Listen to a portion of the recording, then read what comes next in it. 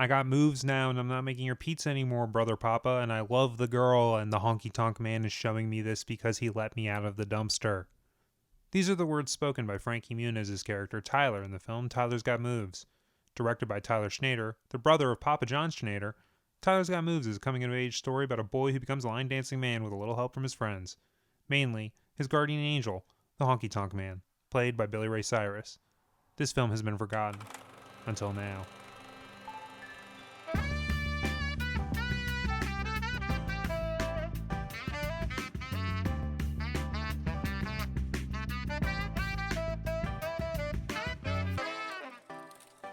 I sort of have to apologize to you before we start. Yeah? Mm-hmm. Why's that? We saw each other on the street about 3 months ago. We did. We did, and I brushed you off. That's okay. Yeah, but I have an excuse as to why it happened. Okay. And that is because, if you've been listening to the show for the past 2 episodes, you know I was kicked out of my apartment. My girlfriend's parents, yeah. You might be familiar. You might be aware from some of the social media posts. I have not. I don't know. Yeah, well, so I was kicked out, and I had to get home because I'm living with my brother, and he made me turkey dinner. Oh, wow. And that's why you brushed me off 3 months ago. He didn't want turkey to get cold before I got home. Got it. Well, I was walking the other direction too. Yeah. I'm so glad you brought this up because this is I remember this happening, and I felt so bad. I felt so bad myself because I was like, I don't want to brush off my friend Simon while I was walking with someone else, and I'm getting a phone call. Who is it? It's my friend from Long Island. His name is Aaron. Okay. Yeah. So where were you going? Because you had a suit on. Yeah, I had a suit on. I was going to a funeral across town. Okay. And it was socially distanced and everything for a dear friend of mine. And it was a lot of fun. We had a lot of fun times there. Surprisingly, there was catering. I didn't have any, though, because, of course, COVID. Yeah. And then went right back. I wasn't too caught up about it. Just wanted to pay my respects. And, yeah, I was just so excited to see you, nonetheless. Yeah. Is this the friend who died in a hot air balloon? Yeah. Yeah. Yeah, that was sad to hear about. Yeah, it was very unfortunate. I was going to the train, and we all sat in our cars, so, we were all fine and everything. And because nobody's having services like these, but with such a distinct way of this happening, in the sense that a hot air balloon caused this. It was very unfortunate when he said he was going to cross the Atlantic in a hot air balloon, and I didn't think he was going to do it until he did. He was a childhood friend of mine, wasn't too caught up, wasn't a close friend, but you gotta go see him, Yeah, you gotta go. And was it open casket? Did they have his body splayed out? It was his body with the balloon. Okay, they got the balloon too. Yeah, they gotcha. They wrapped him in the balloon because that's how he stated it in his will. He loved balloons. He wanted to be wrapped in the skin of the balloon that he was trying to take over the Atlantic. He knew what he was doing at that time. Yeah, signed his will. Did he leave you anything? No, he didn't. And I wasn't offended. I'd like to say that I wasn't offended. There were a lot of people there that were offended. People get offended about wills, Yeah. I don't get offended. If nobody wants to leave me anything, that's fine. That's their stuff. Yeah. Anyways, I'm sorry that your brother's so picky about turkey. Well, he just didn't want the turkey to get cold because it was sort of my welcome to the apartment. We're in a studio apartment here. Got it.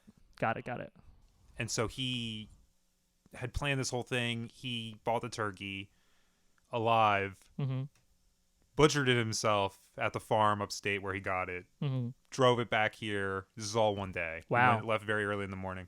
Came back, dressed the bird, cornbread stuffing, gravy, beans, the whole 9 yards. He served as a welcome to the apartment. Thanksgiving dinner. Basically, yes. Yeah, for you to be moving in. It was a move-in dinner, but my brother's whole thing is that he loves Thanksgiving so much. Yeah. It's his favorite holiday. So whenever he has a celebration, like his birthday's in August, but we cook a Thanksgiving dinner in August for him. That's yeah, because he loves Thanksgiving so much. Because it's his favorite holiday. So our gift to him is making a Thanksgiving dinner in August for his birthday. Right. Can I ask a question? Is it the food? Is it the flavor of the food, or is it just the fact of being grateful for people? It's the food. It's the food. Yeah, he likes the food. He likes the turkey the most. We try to, basically any sort of celebration he is involved in, he brings, 4th of July barbecue, he'll bring a turkey. Yeah. When our cousin's bris, we had a bris, he brought stuffing and the green bean casserole to the bris. Yeah. So to the bris. That was his like sort of contribution. Yeah. We briefly worked in an office together, both him and I. Yeah. And we sort of had an employee potluck, and he brought in cranberry sauce, and that was it. Yeah. That is incredibly odd, and I've never heard of anything like that in my life. And I have something serious to say.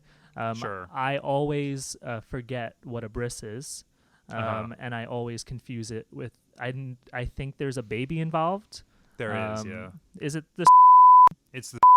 Okay, got I'll bleep that out. You'll bleep circumcision out. Yeah, okay. I don't know. Because the thing is, I'm also trying to fit, and reason I asked you to come on is not only because we had a beef because we didn't say hi to each other the right way in the street, but also because I sort of need help making this podcast have more people listening. Got it. That's why you brought me on. Well, I saw something very interesting. What'd you a see? couple of weeks ago. Yeah. You had a tweet that had over 400 likes on it. That's correct. I did. And so I'm wondering sort of how, and this tweet that you did was it was during the GameStop stocks, and you did something where you had actual stock, like chicken stock in your arms, and you tweeted it, and everyone loved it. Yeah. And so I'm wondering if you can maybe help me figure out how we can get this show, because I'm trying to become the next podcast like Dax Shepard. Okay, yeah. That's Dax Shepard's podcast is huge. People love his podcast. And wouldn't it be great if I could get to that same level as him? Oh yeah, absolutely. Yeah. You want my social media advice. Right, my social media advice based on my one-time minimal Twitter fame. Yes. Yeah. Because if I just have one of them, I think I could get the office ladies to get on here, and then once I get the office ladies going, I think I can snowball this whole thing, and we can blow up to Dax Shepard size. Oh, that first of all, I am so glad that you brought up Dax Shepard, because his podcast has been on like the #1 spot for like a long time. Yeah. And I think having a competitor would really be nice for everybody's podcast market. So the fact that you have this dream really works for everybody. Yeah. I'll give you a little bit of social media advice. Absolutely. So on my Twitter, Justin_LoBasso, because that's my name, I tweeted this tweet a couple weeks ago, and my cousin retweeted it. And from there onward, so many people got to see and retweet. So I think as long as you have a cousin that can help you out, I think that's your best bet. I'll check to see if I have a cousin. How many followers does your cousin have? Like a bunch? No. Okay, so it just only took one retweet, and it was off and running. All it needs is one. So if you have a family member in a disparate place like New Jersey, where you're from. You're from New Jersey, that's where right? I'm from, yeah. That is the state of going viral, people go viral all the time in New Jersey. Yeah. So I need to get a cousin from New Jersey to retweet my tweet, and then it can go viral, and then I can become Dax Shepard. Now, would your cousin be interested in maybe retweeting any of the tweets? I can ask him. You know what? If you send him a message, I don't know his username off the top of my head, but you can look him up through my profile and stuff. We can figure that out. Yeah. Yeah, we can figure that out later. We can get the details hammered out. Yeah. I won't say his name. You don't on have here. to. Yeah, we can do that off mic. But yeah, that would be great. Private. Yeah, off mic in the DMs. Or the mic M's. Yeah. You can contact him because I think all it needs, when baking bread, right? When you're baking bread, all you need is usually need like a starter. You need the yeast. The yeast are so small, but there's so many of them. All you need is the starter, and then you're gonna take off, and you're gonna be whole wheat. Like a mother. Yeah.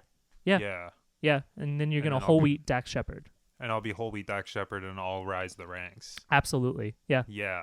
Yeah. Yeah. But that's just the social media advice from somebody who's went minimally famous on Twitter once. Okay. So take it as it comes. But I think my advice is very good. I'd like to say I'm an expert. So you're a little bit of an armchair expert yourself, then, huh? Yeah. I am absolutely an armchair expert. Love armchairs. I love talking about things. That's why I'm on the podcast, Simon. Yeah, and I will pay your cousin. I can't pay them right now because I'm kind of out of money right now. Because I bought the Twitter handle for the podcast. You bought it. Films Podcast. Well, it's a good Twitter handle. It's at Films Podcast. Got it. That's good. That's good. And some other guy had or at Films Pod. I forget actually off the top of my head what it is. No, that's fine. But some guy had another podcast and he gave up, and he sold me for $650 the handle. $650. And then the other $350 I used to buy. You can see this mic here is signed by all of the Pod Save America Johns. Yeah. And so so I bought that for $350 from their site. Holy. If you could bleep me, that'd be great. Yeah, I'll bleep you there too. Yeah, that's insane. That is amazing. Your dedication to the podcasting craft, first of all, but secondly, your authenticity. I've never seen somebody go so hard authentically like you are right now with a microphone signed by everybody, all these people that I don't know. Yeah, no one really knows who they are that I've had, but they're from Pod Save America, and I went on their website and bought it because I was like, when you like are playing Little League Baseball and you buy Mark McGuire's bat. Yeah. And you are better because you have, or like, remember the movie Mike when he gets, so I was thinking maybe if I buy the Pod Save America John's podcasting mic, I would probably be able to get to that level because they're right under Dax Shepard. Basically, I just want to get in the room with these guys, with the Office Ladies, with Pod Save America, Dax Shepard, Conan, Joe Rogan, all of the big players. I just need to get in the room. And once I have a foot in the door, I think I can really, once I get them on this show, I think that would propel me up. Absolutely. Oh, you want to get all of them on this show so that I can overtake them in the numbers, because if I have all of them on the show, I mean, it's like, why listen to their podcasts? You can listen. They could just listen to yours and get the same. It's not only the same thing, it's the same thing plus Simon Johnston. Exactly. Who people don't know yet as the Conan O'Brien, Dax Shepard, Joe Rogan. Office Lady. Right. The Office Lady, there's two of them too. Yeah. The Simon Johnston experience. Yeah. No, people don't know the Simon Johnston experience yet. So I do want to sort of start this as a movie podcast, but I do eventually want to become the Simon Johnston experience, and I will make it like 3 or 4 hours, and I will just sort of talk about aliens or whatever, and like weed, and sort of have Jamie pull things up for me, and I'll look at like gorillas, I guess, and stuff like that. Yeah, we could do that now. I know you want to. We'll talk about the movie because I'm very excited to talk about this movie too. But we could, of course, do that. I would love that as well. That content from you. You are the gorilla weed alien type that I think would really work in podcasting.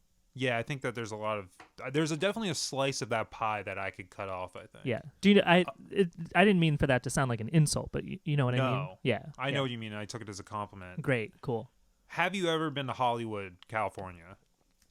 At the airport. I've never been outside the airport. Okay. Yeah. Where were you going when you were at the airport? I went to Australia. So that was a stopover. Stopover. Yeah, I was at Lax, as they say in Cali. Some guy told me that in the airport. And You didn't know the name of the airport when you were there. You just some guy to tell you. yeah. I was like, where am I? And then they said, oh, you're at Lax, and I'm like, okay, cool. It's time to relax. I relaxed for a couple minutes and got right on the 15-hour flight. But no, I've never been to Hollywood. Never been. Okay, I've been asking every guest that. I've been once. You've And been I was once. Yeah, I've been once. Yeah. Yeah. And How then we're was gonna do. Oh, it was fine. I went just to do the surfing there. I took a surfing lesson, Yeah. and I signed up for a surfing lesson. I misread the state it was in, and so I thought it was in Carolina. CA. I saw CA, and I thought it was in Carolina. Oh, And I was going to no. be down there at Hilton Head for vacation anyway. Oh. And then it turned out it was actually in California, and so I had to go, and I had to fly out to California to take this surfing lesson. And I took it. Yeah, you spent a last minute $500 on a flight, or Way more than that. Way more than that. Yeah. $1,200 one way, and then the back it was $1,300, and I had to do a layover in Jackson Hole. Wow, Jackson Hole. Uh-huh. Is that a real city? Yeah, Jackson Hole, Missouri. Oh, wow. And I had to. That's where the airport is in Missouri, is in Jackson Hole. Huh. You know, that's insane. And I again, authenticity. Whenever I think Simon Johnson, I think authenticity. That's why I think the Simon Johnson experience would so work. It would do good. Yeah. I mean, like the surfing lesson was fine, I guess. It was only an hour. I didn't really learn how to surf. I learned how to stand up on the board. We didn't even go in the water until halfway through. And you learned this because you said you went to Hollywood. So you were in the Hollywood Hills learning how to surf. So we started in the Hollywood Hills, Yeah. and that's where he taught me to stand up on the board. Yeah. It was a guy named. His name was the Big Kahuna. Yeah. That's what he went by. Wow. I don't know his real name, but he drove up. He was in a convertible Beetle. Mm-hmm. 2 surfboards sticking out the back, one for me, one for him. Mm-hmm. He laid the surfboards on. He's like, I'm going to teach you how to stand up out here. Then we're going to drive down to the beach and we'll get in the water. And then we can. Yeah.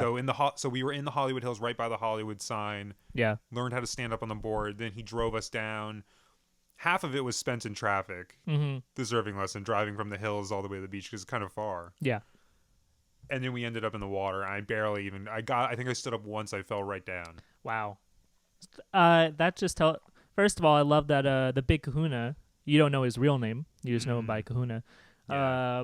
That he owned a BMW. Those things are usually Beetle. small. A Beetle. A Beetle. Volkswagen Beetle, yeah. Yeah. There's a small car, right? Yeah, it's pretty small. It was just enough to fit me and him in the front seat, and then the 2 surfboards in the back, and then his son was there too, his adult son. His son was there. His adult son sat in the back with us, yeah. Man, my dad did that to me all the time. When he took you to work?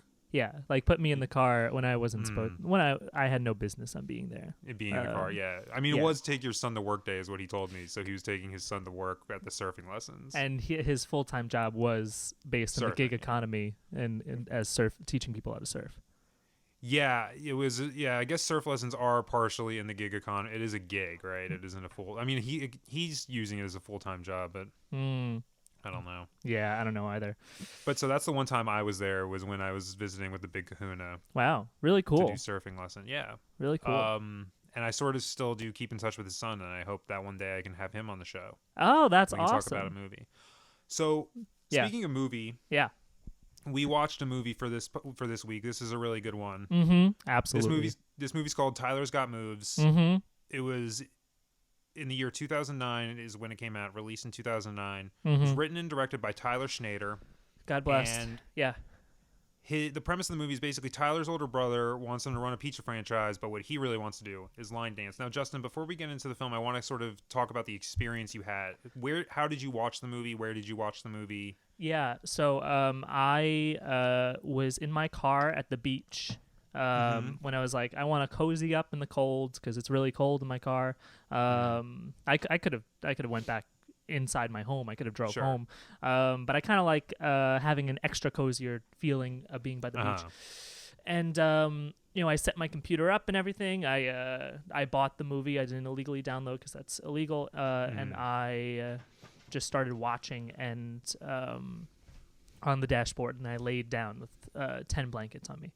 And so you were doing it on a DVD player, or were you like in a minivan that had a flip down screen? Yeah, that one. The flip down screen. It was the flip down screen.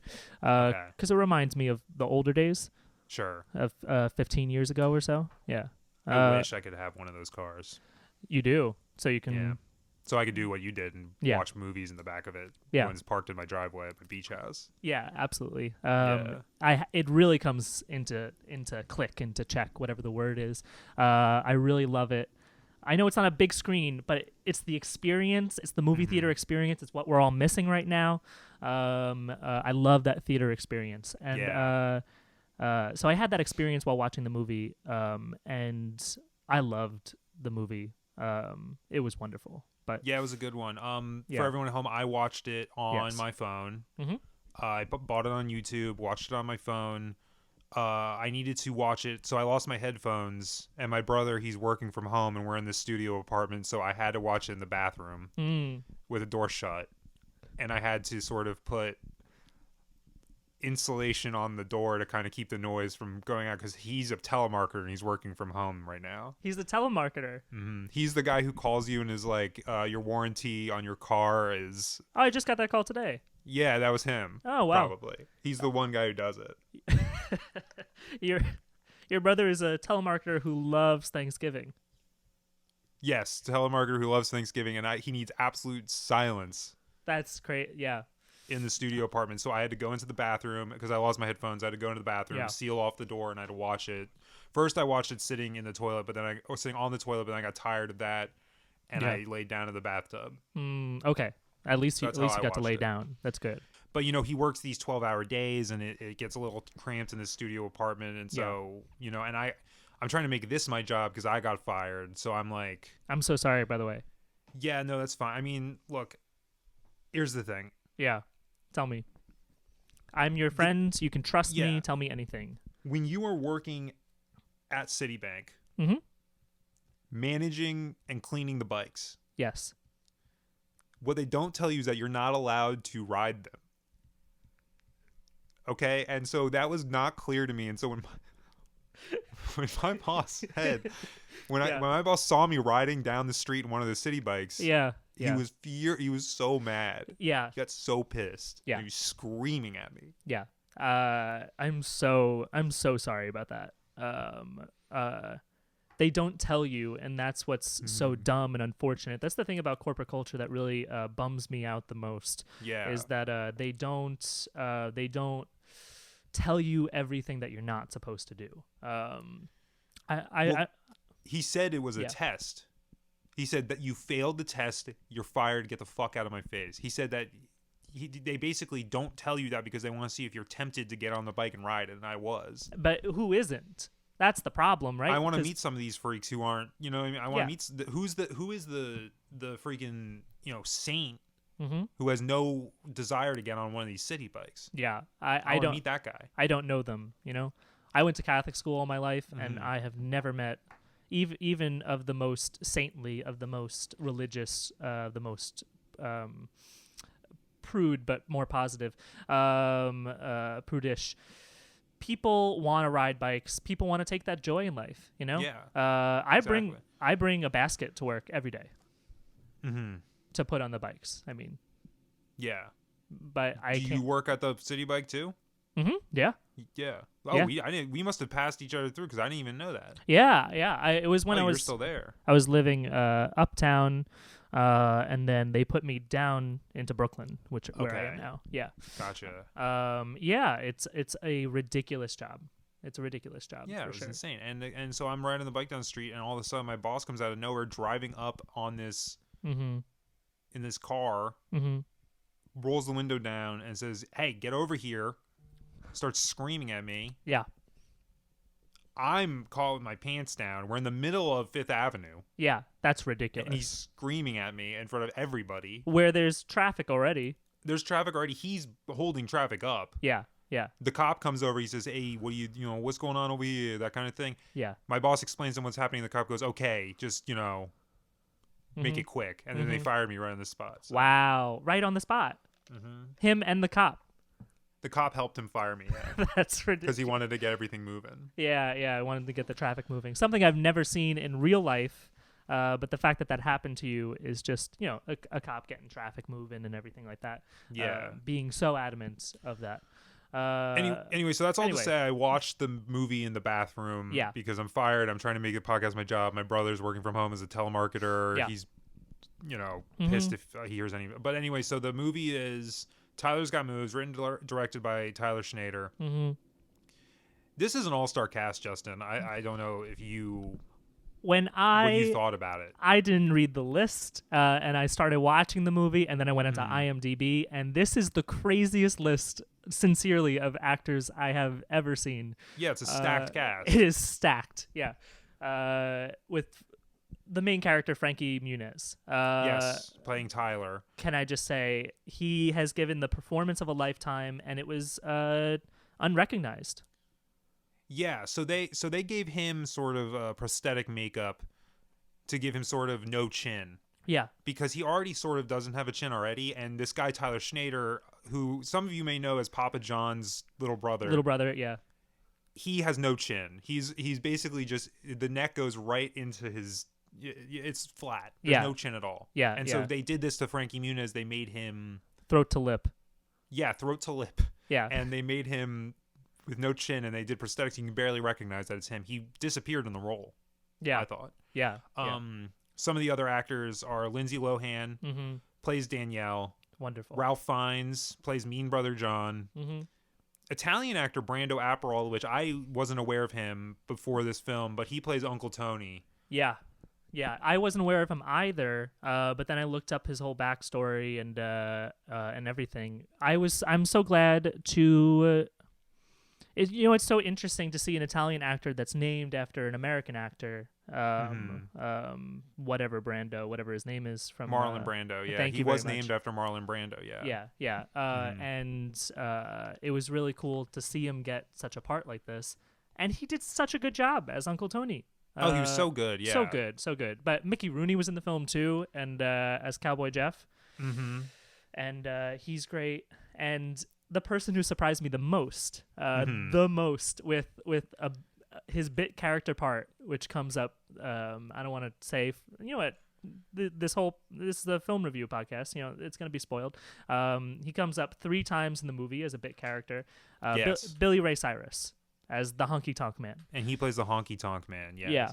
And so we can sort of just get into the plot a little bit. So yeah, like I said, this film is about Tyler. It's directed by Tyler Schnader, and it's about the main character's name is Tyler. And Tyler's older brother wants him to run a pizza franchise, but what he really wants to do is line dance.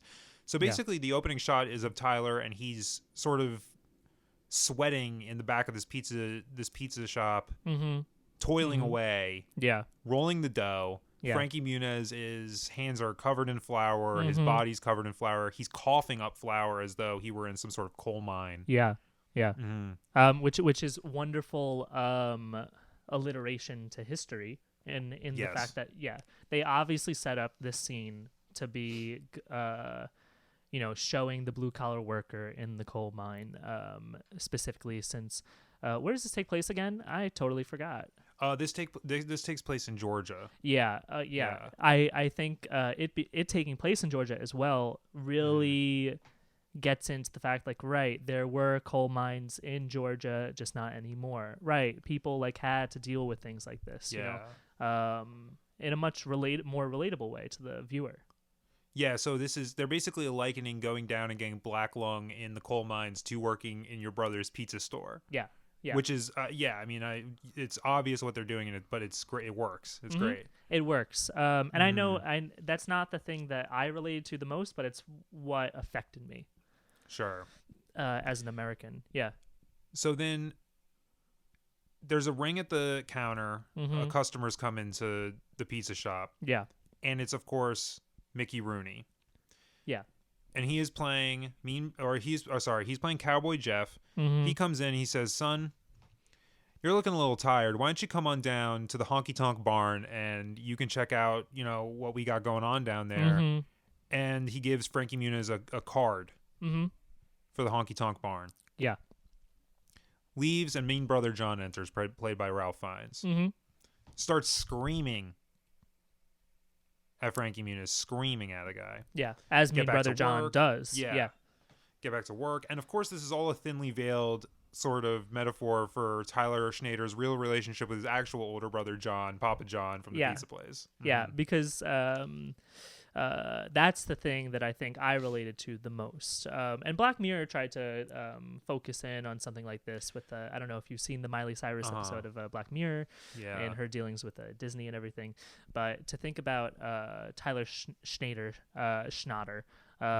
as the younger brother of Papa John and what he had to deal with underneath this mean man is just hard, especially what's shown in the movie. What really struck me, the point in their relationship, I know I'm fast forwarding here a bit, but when Mean Brother John buried him alive, if we could talk about that really quickly, we can. I was shook. I was very shook. The colors started changing in the film. It was wonderful cinematography.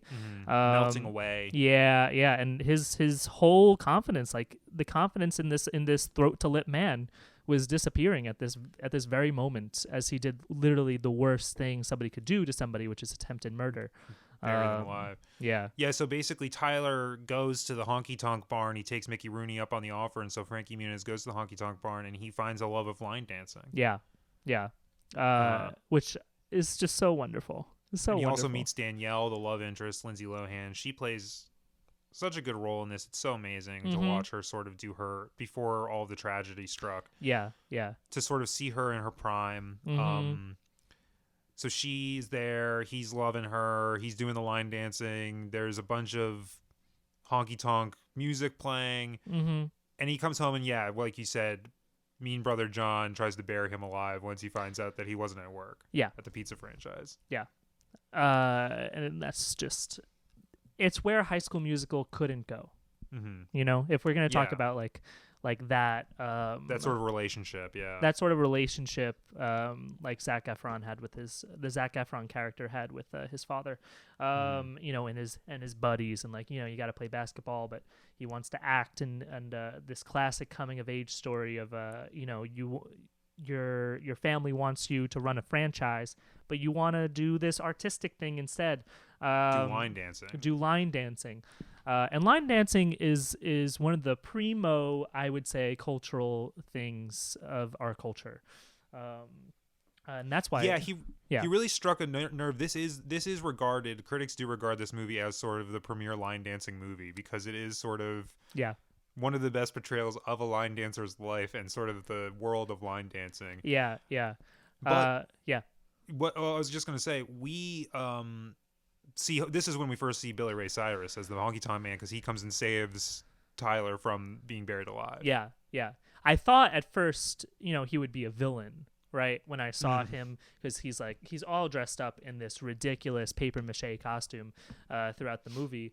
But when he comes in, he's the guardian angel. He's saving Tyler from his demise. He's digging him up with his own shovel, And is he real or is he fake? That's sort of a question that is never answered, and I think that that's such a good mystery. Is the Honky Tonk Man a real person, or is he sort of like a supernatural entity, the Honky Tonk Man? Because he's always appearing right when Tyler's in the most trouble. Is this an angel that the Bible did not talk about? It touches on religion there. And also, just to mention the ending really quickly, and I know, and we can go back to the beginning, but the ending of the movie, the movie ends Soprano style, with Tyler supposedly maybe seeing the Honky Tonk Man, but you can't tell, and he starts to say hi, and then it cuts out. That was orgasmic to me. It was like, oh, wow, this man has found peace, finally. Maybe, but the viewer doesn't know.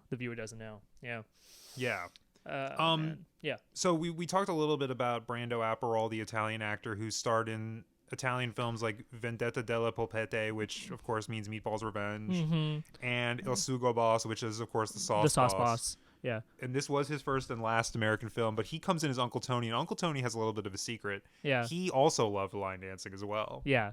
Yeah. And so he finds Tyler after he comes out of the hole that the Honky Tonk Man digs him out of. Yeah. And he sees the boots on Tyler's feet and sees the spurs and sees the cowboy hat, and he knows right away what Tyler's getting himself into. Yeah. Yeah. Mm-hmm. He knows right away, and he loves it. He loves it. Now, he would have been a fantastic protagonist helper. He would have been great as to be on the good side of this movie. And I was really convinced throughout the movie, Brando Aperol playing Uncle Tony, he's going to be helping Tyler out Sure. until he asks Danielle out on a date later in the movie. Yes. That was yeah. huge because Uncle Tony, Brando Aperol in this film, of course, is 90 years old. And this is his first and last American movie because he did die after this movie came out. This is his first and last, yeah. And so Uncle Tony does ask Danielle, who the young, Lindsay Lohan, she's like 20-something in the role. It's a huge age difference. Yeah, yeah. And the quote that he says, she says, "This is fine. I want this." Mm-hmm. And they go off, and then Tyler is very upset, and he's sort of betrayed by Uncle Tony a little bit. Isn't he? Yeah. And also he can be rightfully upset at Danielle saying, I want this too. She agreed to it, and when they shared that New Year's Eve kiss on camera, the camera starts off with a lot of fireworks. I don't know how they got that close to fireworks, but a lot of fireworks, and panning down to showing this 90-year-old man agreeing to kiss Lindsay Lohan for New Year's Eve. That stung me. I was filled with anxiety, like the person I am. Yeah, because of course he's at the Honky Tonk Bar for New Year's, and they're doing their annual New Year's line dancing competition, and that's when he sees Uncle Tony kiss Lindsay Lohan, and that's sort of the low point of the film because he was planning on winning, and this is sort of his night of the soul moment, isn't it? Because he's there and he's seeing Uncle Tony kiss Lindsay Lohan on the lips during New Year's Eve, and he gets in his head he loses the New Year's line dancing competition, and he's walking in the rain and he's about to throw his cowboy boots in the dumpster, and guess who comes up and out of the dumpster? It's the Honky Tonk Man. Honky Tonk Man. Yeah. What struck me so much about this scene is that this is an exact thing that happened to me, and I hated it. Yes. I Go hated into it. this a little bit, please. I would love to. I one New Year's Eve about it was last year, not 2020, but 2019. 2019. In 2019 into 2020. I had like a cold or something. I don't know. I wasn't feeling well, so I stayed home. And there was a woman that I was really interested in. Her name was Lysithia. We were texting here and there. And we went out on a date, and it was really great. But then I went out onto the street at 1 a.m. just for a breath of fresh air, like some people do. And I saw her kissing my uncle, my Uncle Dick. Yeah. And I was filled with rage. I'm still very mad about it. I'm mad right now. I can't believe that they did that. That happened, yeah. Yeah. I can't believe that my Uncle Dick would do that, especially after supporting me through, being guests on podcasts and things like that. He supported you because being guests on other podcasts. That's what I would like my full-time job to be. But is to be a podcast guest. Yeah. Oh, okay. I see. I would love for my full-time job to be guests on podcasts, but it involves a lot of reaching out and waiting for people to reach out to me. And some of them you don't even get paid for. Yeah. You're just giving your time away for free. Yeah. And that's fine. That's fine for artistic purposes, but I want to talk more about Lysithia in that if she's listening, I just want to say that I still love you. And we'll try to get sort of inside. Maybe we can have her on the show. Yeah. We can talk about a movie together. Yeah, that would be cool. Maybe we can talk about Meatball's Revenge, which is with Brando Aperol. And we can bring you in at the end, and you guys can kind of maybe make up. That would make for a good. Maybe that would launch me up the charts a little bit. Like something like that. Not like a Jerry Spielberg. Yeah, like Jerry Springer or like Maury. I can have you guys come in together. Yeah. Yeah, and we could like talk about our stuff. after we talk about the Meatballs Revenge. We text every once in a while, so I'll ask her about Meatballs Revenge, and then maybe see if she she'll wants say to yes. check it out. Yeah.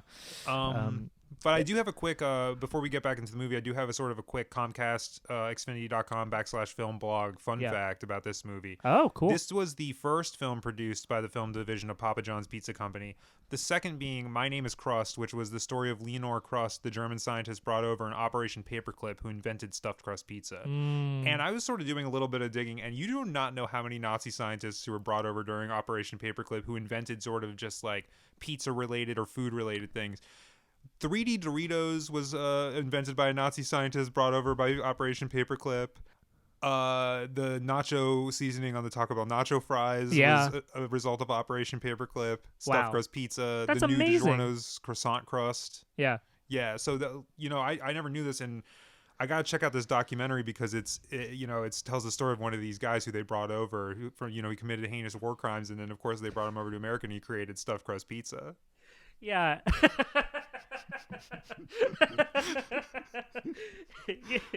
Yeah, everybody wants to talk about like the Manhattan Project, right? Everybody wants to talk about these eventful and also like NASA science, like rockets and stuff. Right, but something that I know, fun fact, is that the Oreo cracker, not the cream, but the cracker, was actually invented by a Russian scientist brought over during the Cold War. Oh wow! Yeah, and nobody knows like these types of things are like really prevalent in our nation's history. Is kind of curious, Yeah. It's questionable. It's the morality of now, say Doritos or Oreos is or stuffed crust pizza. Like what are we eating? Yeah. Really? And what are we supporting? And what are we supporting by eating the stuffed crust pizza at Papa John's or another restaurant? Yeah, because of Nazis. Yeah. Yeah. So basically, this ends. So he loses the New Year's Eve line dancing competition, and he is down on his luck. And the Honky Tonk Man, the night of the soul moment for Tyler is that he's down on his luck. The Honky Tonk Man gives him his boots back, and he sends him to the ultimate line dancing competition in Nashville, Tennessee, which is, of course, the U.S. Line dancing-a-thon. The U.S. line dancing competition. And who's there, and who's the main guy that he has to beat but Uncle Tony himself. Yeah. Danielle on his arm. Yeah. So we watched literally on his arm, not just a tattoo. Yeah. Literally he has a tattoo of Danielle now, and he also has her sitting sort of on like a parrot. on his arm like a parrot. Yeah. And so Tyler and him kind of go through the rounds, the bracket of the line dancing, sort of like a Karate Kid type thing. And Mean Brother John's in the audience, and he's sort of shaking his fist. But as he sees Tyler dancing, what does he do? He starts crying. He starts crying. And he likes it. Yeah, he starts crying and he likes it. And if that's not a symbol for the growth out of toxic masculinity, I don't know what it is. Yes, it is. To watch your little brother line dance and then sort of be brought to tears from it is perfectly that, After trying to, again, bury him alive in the second act. Yeah. Put him in a bunch of pizza boxes and bury him alive under the restaurant. So many pizza. That scene did have a lot of pizza boxes, but well, he sort of stitched them together into a coffin and buried Tyler. Yeah. You don't want to pay for a coffin or use an old one, right? That's what he had. Especially if you're sort of trying to get your pizza franchises off the ground, you're not going to waste money on a coffin to bury your brother alive in, right? You're going to build one out of the pizza what you have. Yeah, exactly. Yeah. All right. Yeah, I'm glad we're agreeing on that. When he started crying, that's when I started crying. I said, "Here it comes," and nose, eyes, everything was just all red. That was just such a beautiful moment of transition. And the fact is that Tyler won. Tyler won fair and square. He beats Uncle Tony. Yeah, wins fair and square. Yeah. But Danielle, which is a very mature sort of theme here that I thought was really surprising, is Danielle chooses not to go with Tyler. And Tyler says that's okay. Yeah. Which I thought was actually very interesting because I could have sworn to you that what was going to happen is that Tyler was going to win Danielle back. Yeah. But they sort of subvert the whole thing, which is actually very good. Which I loved. That's why I loved this film. I know I keep on saying that. I keep on bringing up different reasons. This subverting the expectations was not. This is why this movie is not just a family movie, right? As in brother against brother, Papa John against younger Tyler Papa John. Yeah, Tyler John. This is. I'm gonna burp. Hold on. No, it didn't come. Please. It didn't. I really felt it. Had a Joe's Tea earlier. You know Joe's Tea? I don't know if you're allowed sponsors on the show. Not yet. I'm trying to work it. Maybe I'll email them. Yeah, email and mention me. Hey, my friend Justin drinks your tea, and I thought maybe you could sponsor the podcast. Yeah, he loves raspberry. Always gets raspberry. It's not just a family movie. This is a individuality. This is a masculinity. This is you don't always need to. We don't need the satisfaction, even as the viewer, to get the girl. Like you don't always get the girl, and that's okay. That's okay. Women are their own agent. They have agency in the world, and I thought that was brilliant when we saw Danielle go off with the 90-year-old Uncle Tony. Yeah, if she wants crusty pizza making Uncle Tony, then great. All the power to her. Tyler has found himself in the dance and finally found the respect of everybody in that moment. That was a really wonderful, wonderful thing. It was such a brilliant thing. And so of course, we see Tyler at the end, and he's walking out, and New Slang by the Shins is playing, and he walks down the street, the fall Nashville street. Yeah. And this is the ending we talked about just before. Who does he see at the end of the street as New Slang by the Shins is playing? The Honky Tonk Man. The Honky Tonk Man. Yeah. And what does he say to the Honky Tonk Man? He says, and then it cuts off. And it cuts out. And New Slang, and it says directed by Tyler Schnader. Yeah. I'm so glad you mentioned the Shins. The soundtrack was so good, right? Oh, the soundtrack was great. Soundtrack. Yeah. The Shins, the Kooks, the Strokes, a lot of The Weeknd. The Weeknd was also in it before he became famous. Yeah. Right. This is 2009. Yeah.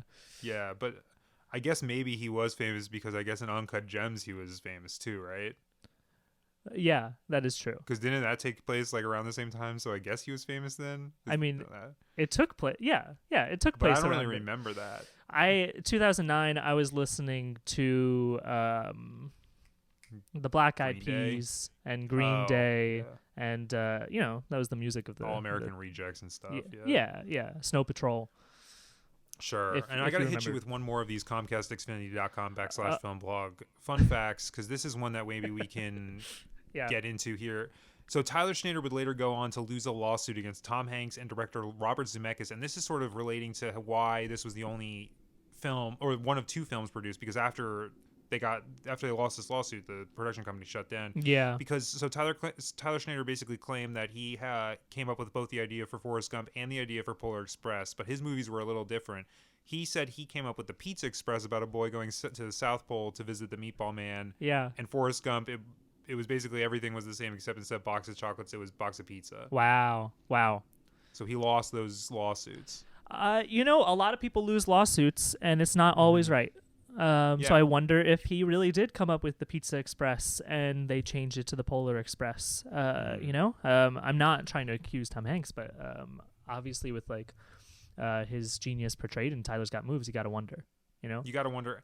And I do really want to. It is kind of a shame because I would have loved to see the Meatball Man be portrayed on screen. Yes. Right. Yeah. We've never seen a portrayal of the Meatball Man on screen, and I would have loved to see the Meatball Man in his factory in the South Pole where he makes the meatballs for all of the kids. Yeah. I would have loved to see the Meatball Man being portrayed. We have too much Santa Claus, but not enough Meatball Man. Yeah. We need the Meatball Man. I have Yeah. Oh, go ahead. Say what you're going to say. I'll say it really quickly. I have a statue of Santa, but I have no statue of meatballs. And it's unfortunate. It's unfortunate that we don't get to see the Meatball Man. We'll call this immature, but I still sort of believe in the Meatball Man. I think that he's real, and I do sort of wish that he would have a little more relevance in our culture, because I think that his message of spreading good cheer and meatball to every little boy and girl is such an important one, especially even now during Corona. Yeah. How would you say he's better than Santa? Because Santa, what are you getting from? You're getting toys. Meatball Man is giving food out. That's very true. So yeah. Yeah. And you leave, and all you have to do, for Santa, you leave milk and cookies, but for the Meatball Man, you're leaving a cup of sauce after the drink. Yeah, it's just sauce. It's just sauce, Yeah. which any family can just make very easily or buy at a store. Crush up some tomatoes and stuff. It doesn't need to be crazy. So easy. But baking cookies takes a while. Yeah. Yeah, so that's the film Tyler's Got Moves. Justin, out of 10 stars, what would you give this movie, you think? Above and beyond. It's better than Apocalypse Now. It's better than The Godfather. It's better than I Love Lucy. I'll give it a 10 out of 10. Simon, you're giving it a 10 out of 10. Great. I'm gonna give it. I'm gonna have to go a little lower than that. I'm gonna give it an 8.5, and that's just because I thought I would have liked to see Mickey Rooney being in it more. We only saw him right, as Cowboy Jeff one time, and I would have loved to have sort of, you build this sandbox for yourself, and you have Cowboy Jeff and Mickey Rooney in it, and you don't even use him later on. Yeah, I totally get it. Because we mentioned Mickey Rooney as Cowboy Jeff, and the fact that he only appears in that one intimidation scene, and it's sort of implied that he's going to kill Tyler's family later on as vengeance, kind of trying to set up a sequel, but it's just one scene. I can totally understand giving an 8.5 for those reasons. So it was two scenes. So he gave the business card to him at the beginning, and then he intimidates the family later. So I would have liked to see, maybe 3 or 4, even 5 scenes. Yeah, absolutely. The business card scene was so small that I just sort of forgot about it. Yeah. It was so quick. I was like, oh, this is a transition scene. Yeah. Yeah, and so 8.5. So of course you gave it a 10. I gave it an 8.5. Yeah. Are you calculating the middle? Yeah, I'm gonna calculate the average here. I think it's something like a 9. It's 9.25 out of 10. Oh, wow. Okay. So that's 9.25 out of 10. And Justin, before we go here, we like to play a little game here. Ooh, fun. This is called Cinema Island. Mm-hmm. Oh, I'm ready. Yeah, and so Cinema Island, you have a Blu-ray player, and you can pick 2 movies that you can watch on the Cinema Island. It's a deserted island. Mm-hmm. Keep in mind, I had a question about this last episode. In this hypothetical, you do have all your friends there, and all your food is there, and you have fresh water. So the only thing you have to worry about is on the island is that you have to can only watch 2 different movies. Yeah. Okay. Only 2, not 3. Yeah. I've played this game before, and it's been 3 movies. It's okay. 2. We can add 3. We can add a third. For No. So 3 movies. I can play your rules. It's fine. I was just play by my rules or get out. All right, fine. I'll say 2 movies for the rest of my life. Like I'm living on an island with my friends and in safety and security and posterity. But you only have 2 movies. What a nightmare. That's a fucking nightmare. If you could bleep me again, that'd be great. Yeah. Hot damn. Has to be Blu-ray. Can't be VHS. It has to be Blu-ray. Yeah, it can't be VHS. It has to be a Blu-ray. So take that into consideration as well. This movie was 2009. Tyler's Got Moves. That was VHS, right? Yeah, so they only released this on VHS in 2009. That's right. Yeah. It was really unfortunate. Damn, so I got to choose 2 different movies. Yeah, you can only choose 2 different.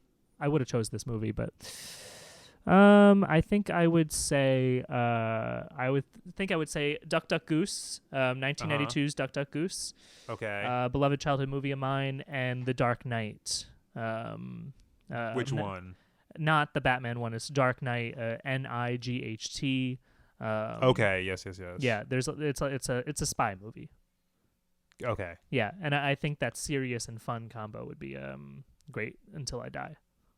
Great. Yeah. So Duck Duck Goose and Dark Knight. Yeah. I love that. What about you? Oh, no one's ever turned. I mean, I've only done it once, but no one's turned it around on me. Yeah. I will say, Field of Dreams. And I am going to also pick the Minions movie. The Minions movie? Actually, no, I take that back. Get rid of the Minions movie. I want to pick, because I'm thinking about my friends, and Field of Dreams is my personal choice, but I'm thinking about what's a crowd pleaser, and I thought Minions movie is good because it's good for all my friends. Oh, I didn't think of crowd pleasers. Yeah, I just thought of myself. Yeah. Well, that's okay. You don't have to think about them. So all my friends are at the desert island, and I gotta think about one. And it has to be on Blu-ray. Godzilla, King of Monsters. Oh, good pick. Good pick. So Field of Dreams and Godzilla, King of Monsters are my pick. Yeah. Yeah. That's a great pick. Those We are love that both one. great picks. I'm judging mine, but No, it's no. okay. I love those. You know, that's interesting that I always thought, by the way, this is very off topic. I always thought his name was pronounced Rafe Fiennes. Rafe Fiennes? I instead said of Ralph Fiennes. I think maybe my pronunciation is a joke, like a rumor. I'm not making this joke. This is totally serious. You believe this to be true. I don't know if I believe it anymore. Oh, you don't know. You're wondering. Yeah. But speaking of Godzilla, Ralph Fiennes was very good in that movie too. Mm-hmm. Yeah, and Bradley Whitford's good in it. I like Bradley Whitford in Mhm, it. People mhm. rag on it, but I think that's one of the greatest performances in any actor's ever put in any movie ever. Whoa! And I'm not even being joking. I'm not joking. I'm not doing Mhm. it ironically. I think it was great. Thomas Middleditch is in that movie, right? He is, yes. Yeah. Thomas Middleditch, Bradley. Kyle Chandler, Yeah. Millie Bobby Brown, and of Mhm. course Godzilla's in it too. Yeah. Played Mothra's by. in it. Yeah. King Ghidorah. Yeah. Man, that's a good cast. Yeah, what a great cast. But Justin, I wanted to just thank you so much for doing this. This is great. Yeah. Yeah, absolutely. I'm so happy that you brought me on. You're one of We my. squashed our beef at the beginning. Yeah. I'm glad we addressed the drama. Uh-huh. And if I could just say, Lysithia, if you're out there, Yes. I'm still waiting for you. Yes, Lysithia, please contact us because we will watch the Meatball Man and then Justin, or no, sorry, Meatball's Revenge, and then we will watch Meatball's Revenge, and then Justin will get back together with you, hopefully. Yeah, and I have Or a you guys can at really, least hash it out. I have an important question with Mhm. something in a box for her too. Okay. A small box that I carry around with me. Everywhere you go in case you see her. Yeah, but I won't say what it is yet until she comes on the podcast. So I just right. want to put that out there. Great. Justin, thank you, and we'll see everyone next week.